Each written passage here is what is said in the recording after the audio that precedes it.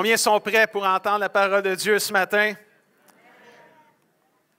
Je termine ma série de messages sur comprendre et connaître la volonté de Dieu qui est parfois un casse-tête difficile à résoudre. Et dans le premier message, j'ai parlé de comment prendre une décision en discernant la volonté de Dieu. Vous pouvez écouter ce message-là sur le site web ou sur notre chaîne YouTube.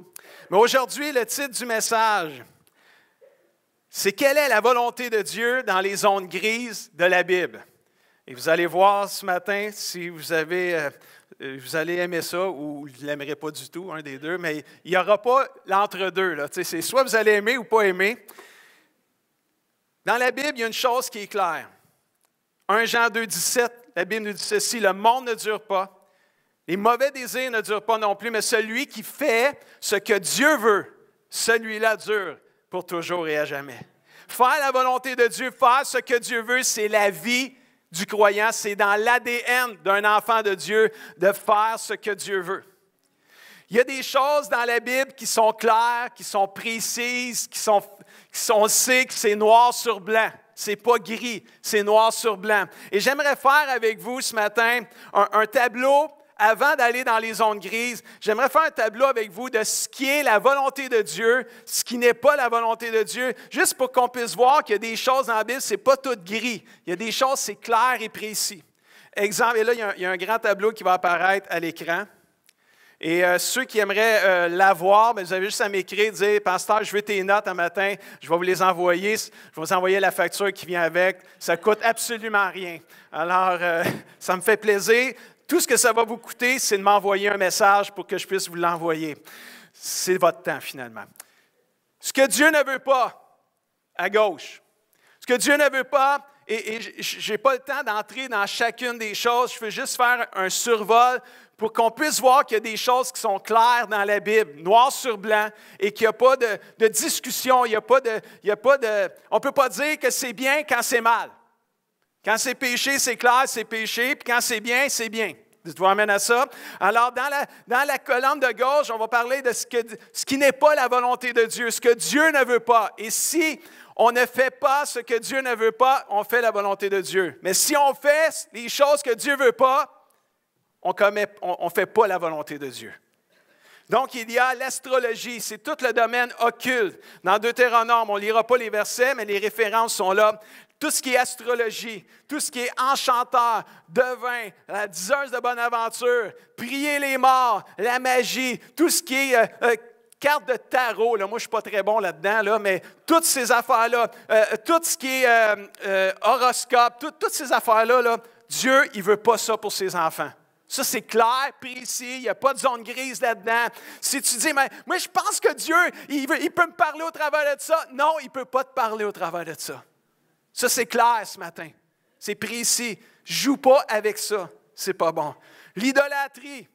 L'idolâtrie, mais parce qu'on n'a pas de problème. Nous autres, on n'a pas de statut. On n'adore pas personne. Oui, dans le temps, l'idolâtrie, il y avait beaucoup, là, c'était la statue, puis on adorait la statue qui était le Dieu, qui était l'idole. Mais l'idolâtrie aussi, ça l'inclut cette espèce-là de confiance qu'on met dans un objet. Et ça, peut-être, ça rejoint plus de gens. Il y a des gens aujourd'hui, même dans le milieu chrétien, c'est pour ça que j'en parle aujourd'hui, parce que peut-être des gens vont l'écouter sur l'Internet.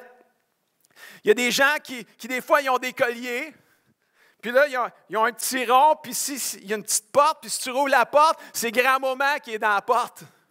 Ou c'est grand-papa, ou c'est leur mère, c'est leur père, et là, ils ferment la porte, et là, ils portent ça, c'est comme un porte-bonheur. Pour eux, ils disent, si j'ai ça, grand-maman va me protéger, là.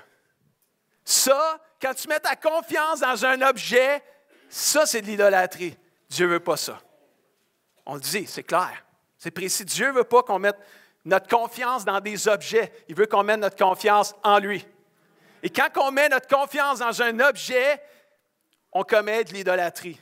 Dieu ne veut pas ça, c'est clair qu'il ne veut pas ça. Mensonge, ça c'est clair. Dieu ne veut pas qu'on compte des menteries. L'immoralité sexuelle, toute la déviation sexuelle, 1 Thessaloniciens 4.3, adultère, pédophilie, voleur, ivrognerie, tout ce qui est là-dedans, malhonnêteté, calomnie, c'est parler dans le dos d'un prochain en disant même des faussetés, l'amertume, paroles blessantes, et là, la liste pourrait continuer. J'ai mis le plus gros, là. Si on va sur l'autre côté, ce que Dieu veut, ça, c'est des choses que Dieu veut qu'on fasse, et si on les fait, on fait la volonté de Dieu. Être bons les uns pour les autres, prier, être toujours joyeux, remercier Dieu pour tout. 1 Thessaloniciens 5, obéir à nos parents, démontrer de l'amour, se pardonner, pas se venger, s'attacher au bien, obéir aux autorités, favoriser la paix. Le mariage, hommes et femmes, Hébreux 13, 5, pas le concubinage, le mariage.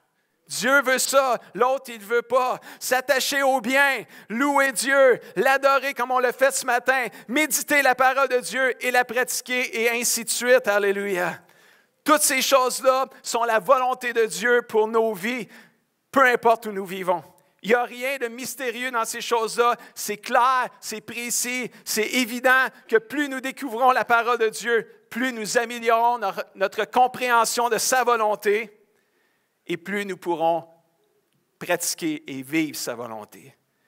Cependant, il y a d'autres sujets qui ne sont pas clairs dans la Bible, ne sont même pas écrits dans la Bible.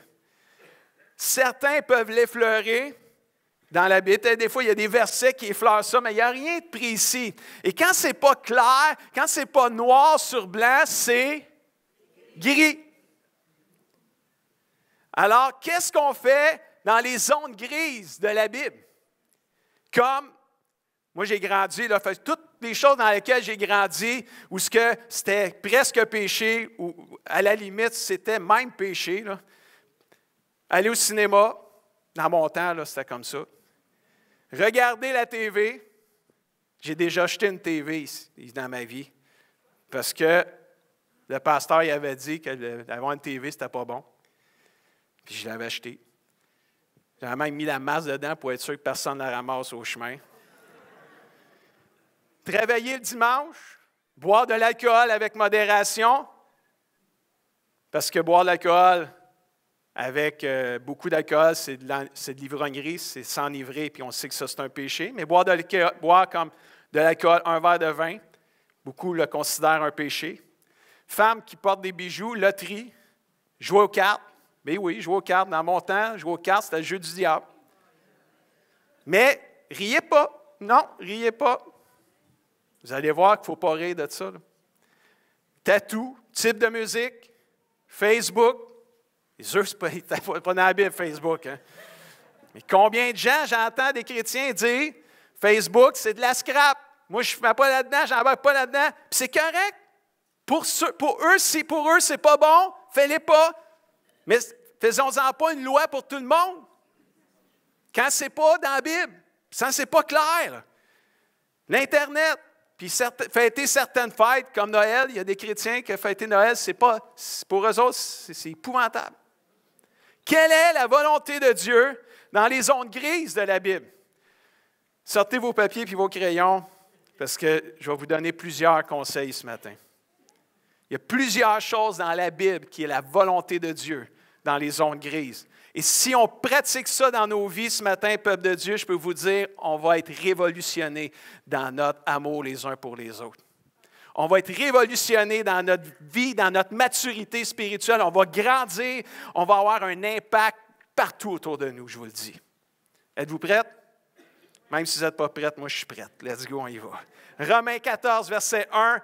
Beaucoup de versets sont dans Romains 14. C'est le chapitre des zones grises dans la Bible. Romains 14, versets 1, 5 et 10. Accueillez celui qui est faible dans la foi, sans discuter ses opinions. Verset 5. Que chacun ait dans son esprit une pleine, dites-le avec moi, conviction. Nous comparaîtrons tous, en effet, devant le tribunal de Christ. Premier conseil ce matin. Dans les zones grises, quand ce n'est pas clair dans la Bible, c'est pas si clair que ça. Il en parle un peu, mais boy que c'est pas clair, c'est pas précis. Puis c'est quoi qu'il faut faire? Numéro 1, dans les zones grises, formons-nous notre propre conviction. Que chacun ait dans son esprit une pleine conviction. Ça, c'est la première chose. C'est toi qui auras à répondre devant Dieu de tes choix. On va tous comparaître devant le tribunal de Christ. Donc, c'est chacun de nous qui allons répondre devant Dieu de nos choix. C'est important dans une zone grise de justement se former une conviction devant cette chose-là. Comment est-ce que Dieu, tu veux que je me comporte face à cette chose-là? C'est quoi qui est la bonne chose à faire? Il y a des questions qu'on peut se poser qui peuvent nous aider à faire notre choix, à bien se former une conviction. Est-ce que cette chose-là, est-ce qu'il y a-t-il quelque chose de mal dans cette activité-là? Est-ce que ça peut m'entraîner dans un péché mentionné dans la Bible? Même si cette chose-là n'est pas vraiment un péché dans la Bible, ce n'est pas écrit. Est-ce que c'est utile? Est-ce que ça va m'aider à grandir dans ma vie spirituelle? Est-ce que ça glorifie Dieu ou pas? Est-ce que je peux remercier Dieu pour cela? Est-ce que Jésus le ferait à ma place? C'est des bonnes questions à se poser pour nous aider à se former une conviction dans une zone grise. C'est important de comprendre tes propres limites. Une activité peut affecter négativement une personne, tandis qu'une autre, la même activité, mais une autre personne n'en sera pas affectée. Soyons honnêtes avec nous-mêmes. C'est important de trouver dans notre liberté avec le Seigneur, comme on a entendu une prière ce matin, Jésus est mort sur la croix pour qu'on soit libre. Et c'est important de trouver dans notre liberté avec le Seigneur, face aux zones grises de la Bible, des convictions spirituelles avec lesquelles nous serons en paix dans notre conscience devant Dieu. Moi, j'ai grandi dans une église dans mon enfance où prendre de l'alcool était un péché. J'ai grandi là-dedans, puis c'était vraiment fort, là, vraiment là, pour moi, là, comment moi je l'avais reçu comme petit gars, c'était vraiment fort. Et je suis devenu un gérant d'épicerie. Et dans l'épicerie, on vendait du vin à côté. On avait une chambre de bière froide. Il y avait, écoute, tu sais, pour moi, là, c'est comme, j'ai grandi, c'est de la boisson, c'est du péché, là, tu sais, c'est comme, puis là, il fallait que je la jette pour les clients, tu comprends-tu? J'étais gérant. Fait que j'étais vraiment pogné, là, tu sais.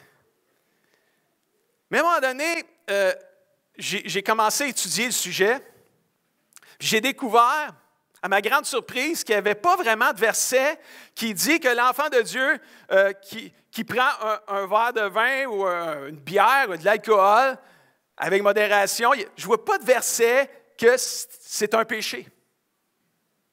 Et là, je dis, pourquoi qu'ils nous ont dit que c'est un péché? Je ne comprenais pas, j'essayais de comprendre. Mais pourtant, la Bible ne dit pas, à moins que vous me trouviez vraiment un verset là, qui dit qu'il est noir sur blanc. Il y a des exceptions dans la Bible. Je sais que Samson, quand il est né, Dieu il a dit à sa mère, lui, la boisson, il ne touche pas à ça. Ça, c'est arrivé, je le sais, il y a des exceptions, mais il y a des exceptions. Ça n'a pas dit tout le monde, il n'y a pas de boisson pour personne. Samson, il était appelé, il était mis à part, il y avait quelque chose de spécial sur sa vie.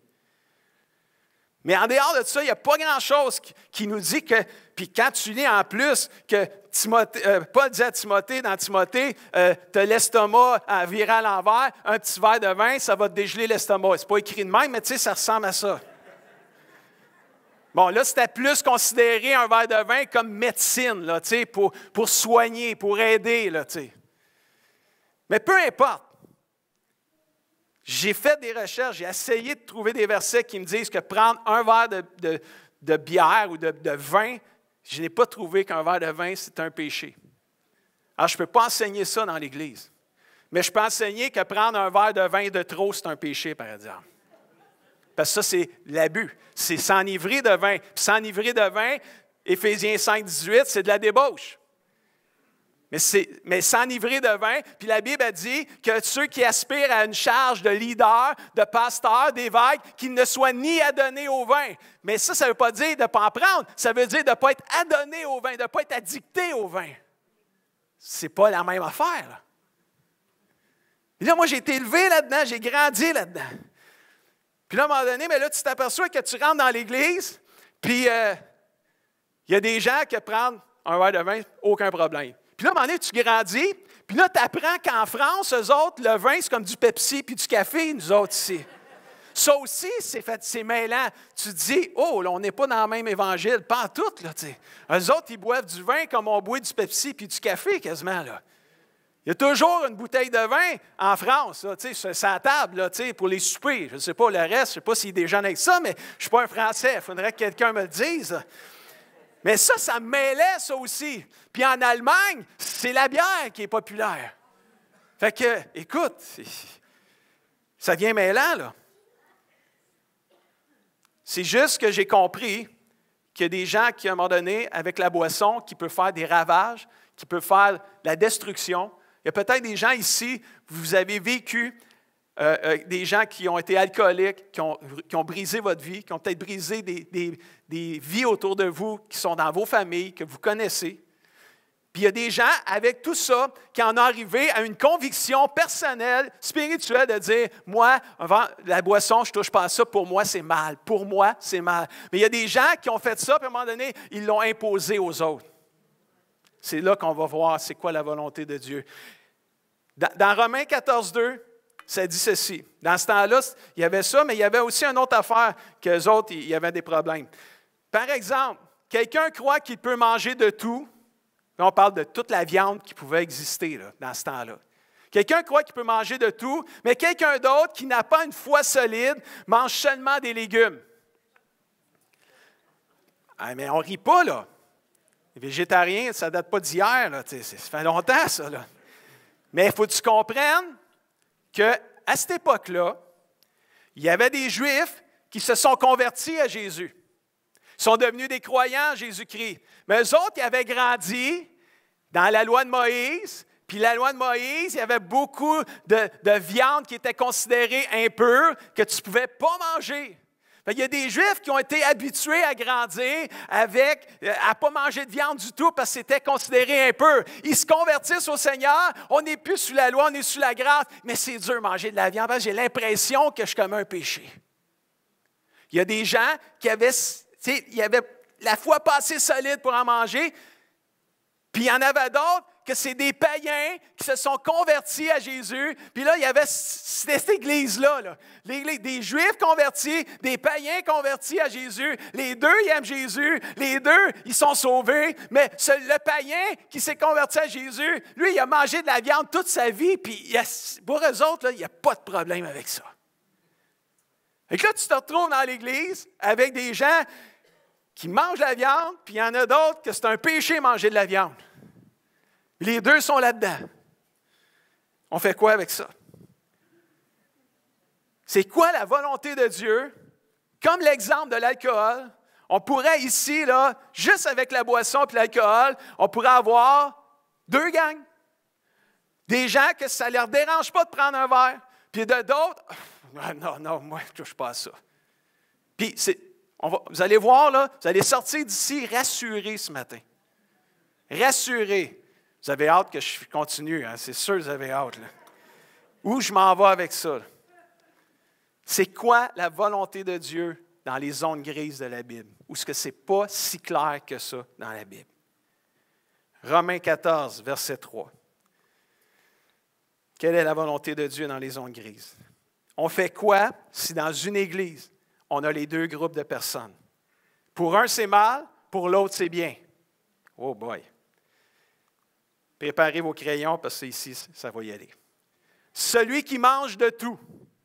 Ça, c'est celui qui n'a pas de problème à manger de la viande, même celle que les Juifs considéreraient impure. Celui qui mange de tout, qu'est-ce qu'il ne doit pas faire? Il ne doit pas mépriser celui qui ne mange que certains aliments. Puis celui qui ne mange pas certains aliments, enfin, celui qui a de la misère à manger de la viande, lui, il ne doit pas, ou qui considère ça mal, il ne doit pas juger celui qui en mange. Car Dieu l'a accueilli, l'un et l'autre. Qui es-tu, toi, verset 4, pour juger le serviteur d'un autre? S'il reste debout, s'il tombe, c'est l'affaire de son maître, c'est l'affaire de Dieu. Ce n'est pas de nos affaires, c'est ça que ça veut dire finalement. Dans les zones grises. On parle toujours dans les zones grises ici, là. Il restera debout parce que le Seigneur est capable de le soutenir. Amen. Verset 5, ce n'est pas fini. Il n'est pas fini, je vous le dis, ce n'est pas fini.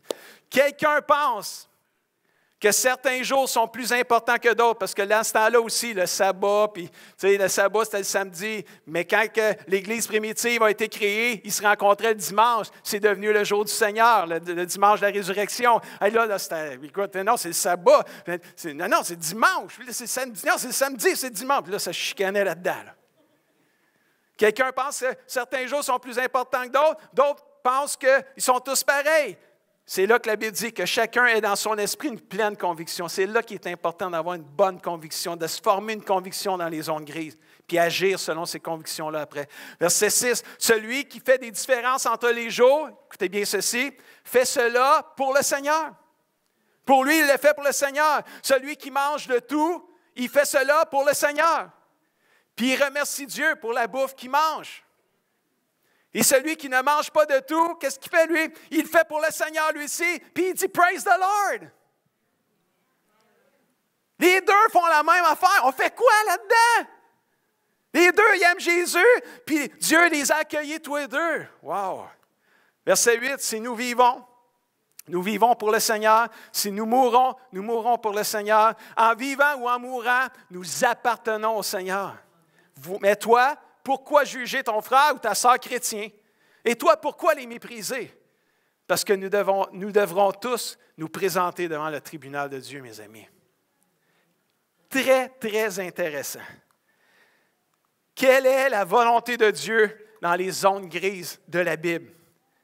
1, se former une conviction spirituelle. 2, là, il y en a plusieurs, là, ça va défiler.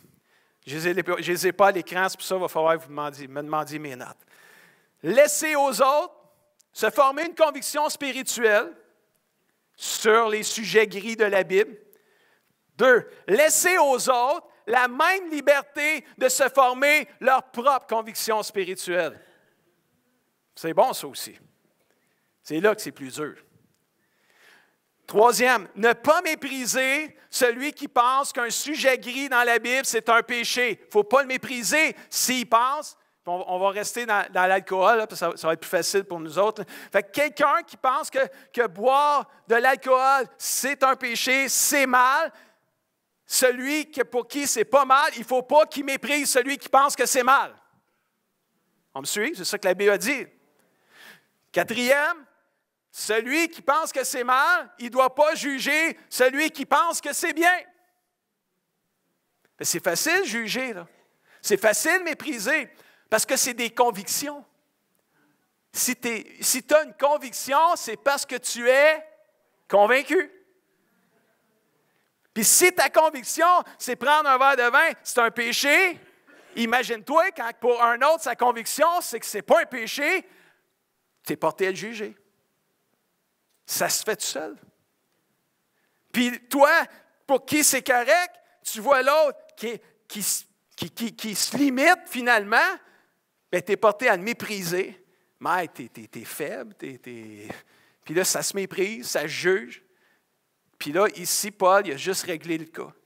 Il dit, écoute, on ne se méprise pas dans les zones grises, puis on ne juge pas les uns les autres. On ne parle pas dans les péchés clairs, comme on a vu tantôt, mais dans les zones grises, on ne se méprise pas, puis on ne juge pas. Si quelqu'un fait l'adultère, mes amis, là, ce n'est pas là, on ne fait rien. La Bible dit, quand quelqu'un a péché, va et reprend-le, avec un esprit d'amour et de douceur. Mais dans les zones grises, ça regarde le maître. Ça regarde le maître. S'il tombe, s'il reste debout, ce n'est pas de nos affaires, c'est les affaires du maître. Tu ne juges pas, tu ne méprises pas. 1, 2, 3, 4, 5. Fais confiance au Seigneur qui aime les deux. 6. Agis selon tes convictions que tu as choisies dans la prière avec le Seigneur. Agis selon tes convictions et ne l'impose pas aux autres. Fais-le pour le Seigneur. Wow! Mais ce n'est pas fini, j'en ai plein d'autres encore à vous donner. Je vous le dis, si on fait ça, mes amis, famille de Dieu, on va être une église d'impact spirituel, vraiment. Romains 14, versets 22-23. Ta conviction personnelle à ce sujet, crie-le sur les toits. Crie-le sur les toits. OK, je n'ai pas la bonne Bible d'abord. Je vais lire celle-là ici, ça va mieux. Non, c'est une joke, j'ai fait exprès. Ta conviction personnelle dans les zones grises, garde-la pour toi devant Dieu. Heureux celui qui ne se sent pas coupable dans ses choix. C'est tellement important, ça. Celui qui a des doutes au sujet de ce qu'il mange est condamné. On revient à l'histoire de manger de la viande impure ou sacrifiée aux idoles.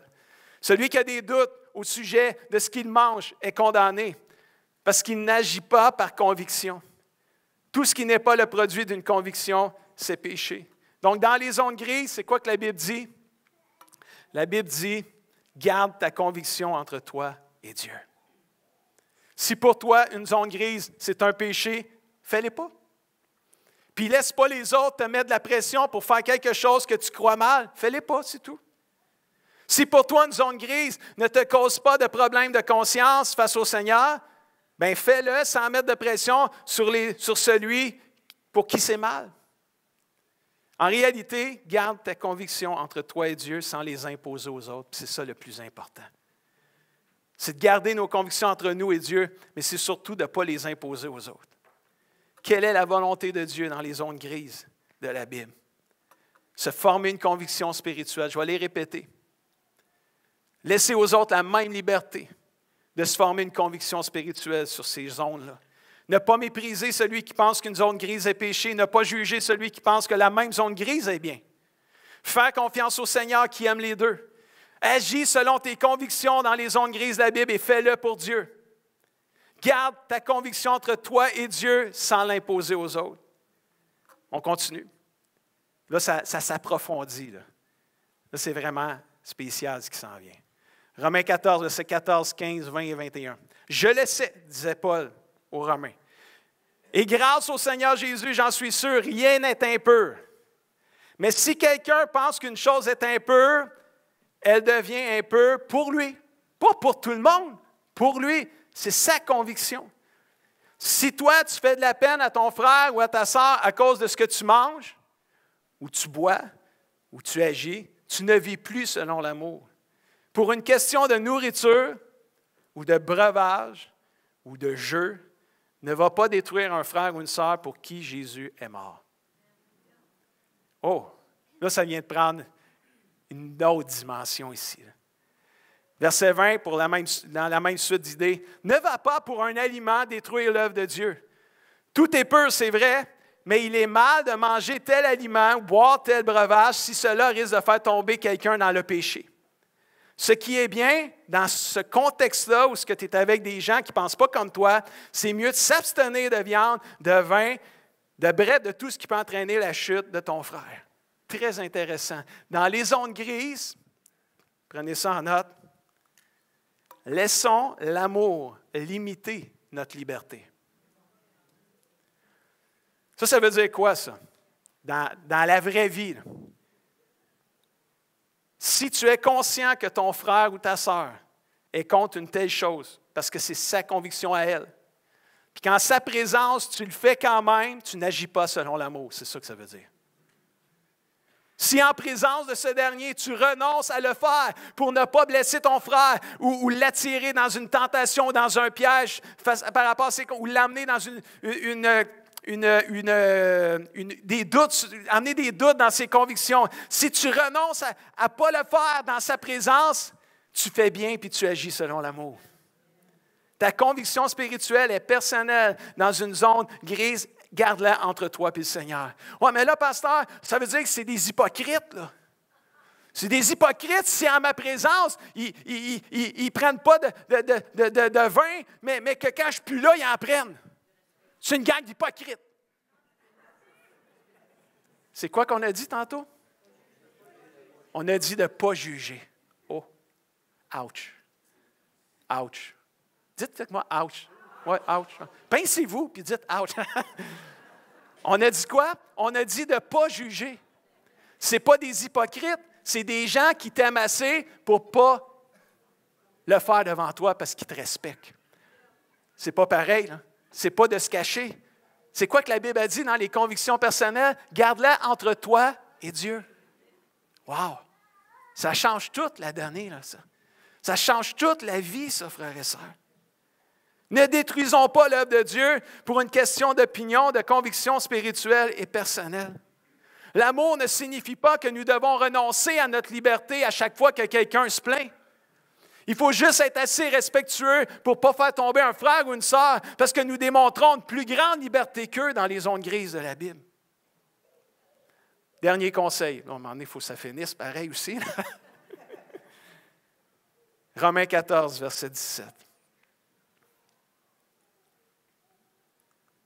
Il dit ceci.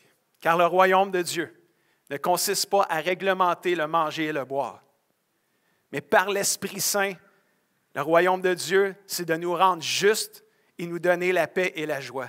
Y a-t-il quelqu'un ici qui veut être juste devant le Seigneur? Jésus, il est mort sur la croix pour nous rendre justes devant le Seigneur. Ça, c'est le royaume de Dieu. Le royaume de Dieu, c'est par l'Esprit Saint qu'on puisse vivre dans la paix et dans la joie du Seigneur. On a parlé ce matin dans une prière, ça disait « Garde la joie de ton salut. » Alléluia. Perds pas ça. Mais souvent, dans les zones grises de la Bible, c'est là qu'on va chicaner le plus. C'est là qu'on va se diviser le plus. Parce qu'on ne pense pas pareil. On a des désaccords. Et les deux sont bons. Tu comprends-tu? Dans les zones grises, c'est comme Dieu, il aime les deux. C'est capoté, ça, là. Je ne parle pas dans les péchés clairs, je parle dans les zones grises. Dieu aime les deux. Parce que les deux le font pour Dieu. Les deux le font pour honorer Dieu. Les deux le font par amour pour Dieu. Puis ça dépend comment tu as été élevé, ça dépend dans quoi tu as été élevé.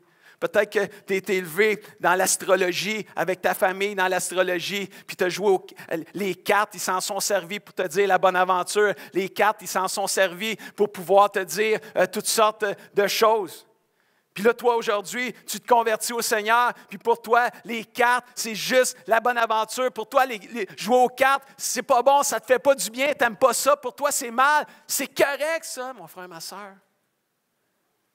Mais si tu as quelqu'un qui tu te l'invites chez vous, puis tu te dis « Hey, on joue-tu une game de 8? On joue-tu au paquet voleur? On joue-tu à la patience? » Puis qu'elle te dit « Non, moi, je n'aime pas ça, ces jeux-là. Pour moi, je ne suis pas bien là-dedans. Ah, regarde, c'est pas grave, ça, là. Hey, paquet voleur, c'est rien, là, ça, là. » Comprenez-vous l'attitude? Le respect entre nous?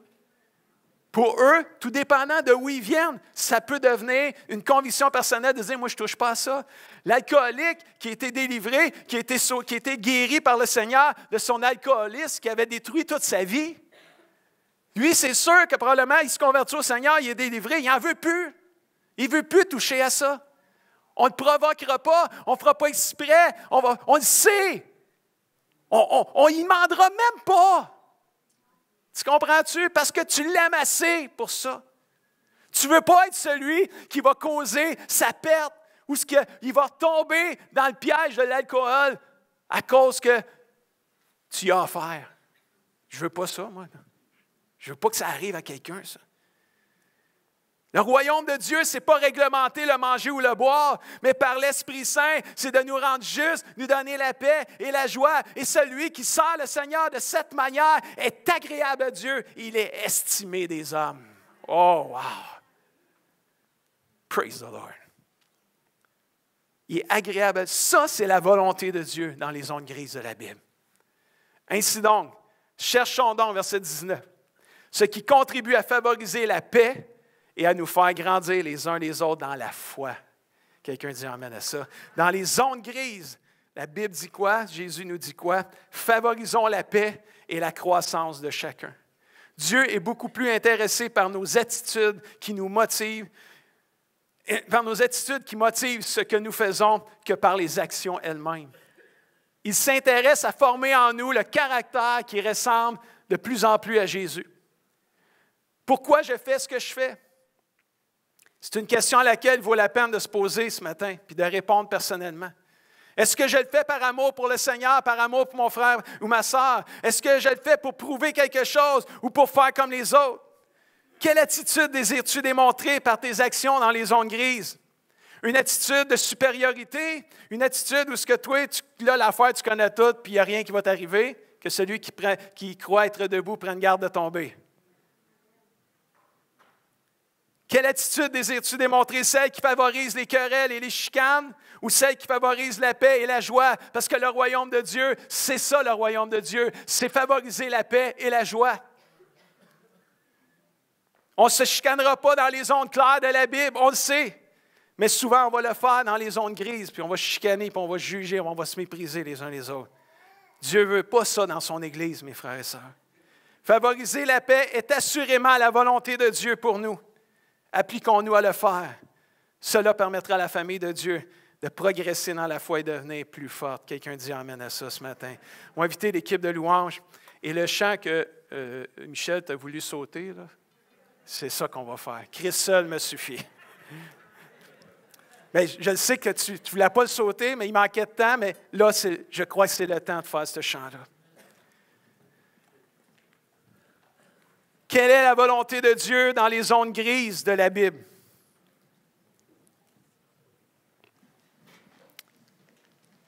Je vais juste le répéter, puis je termine avec ça. Se former une conviction spirituelle. C'est tellement important, ça. Se former une conviction spirituelle. Laisser aux autres la même liberté de se former une conviction spirituelle. Ne pas mépriser celui qui pense qu'une zone grise est péché. Ne pas juger celui qui pense que la même zone grise est bien. Faire confiance au Seigneur qui aime les deux. Fais confiance à Dieu pour ton frère et ta sœur. Agis selon tes convictions dans les zones grises de la Bible. Fais-le pour Dieu.